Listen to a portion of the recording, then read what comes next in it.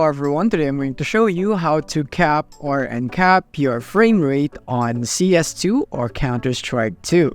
So let's begin. So here we are, and as you can see, this is my current gameplay right now, and this is how smooth it is with my current frame rate. And now I'm going to show you how to uncap or cap it. So first thing is press your escape key on your keyboard and click here on the settings menu. And from here, go into game, because we're gonna make sure first that your enable developer console is currently turned yes right here. Make sure that you have your yes right here.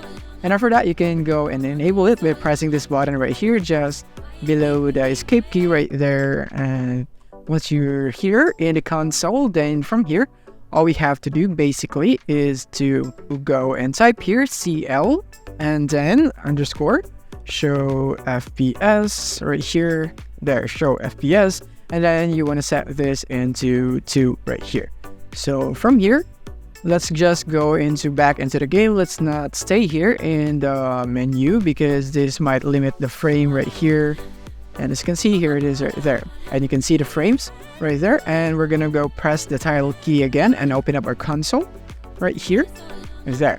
And after this, what you're gonna do is we are going to go FPS max right here, and you want to set it to 0 if you don't want to be limited right here. So if you just want to uncap it, then you can just go for FPS max 0. But depending on the hertz of your monitor, if you have 160 hertz, then you can just set it into FPS max right here, 160 or so on. You can have to 40 or so on, depending on your hertz in your monitor. So what you want to do is adjust it based on your current specs, and you can just test it out right here. And yeah, that is basically how easy it is how to uncap or cap your frame rate here in CS2. If this video helped you out, don't forget to hit the like button and subscribe button so that you won't miss our future updates. Thank you for watching.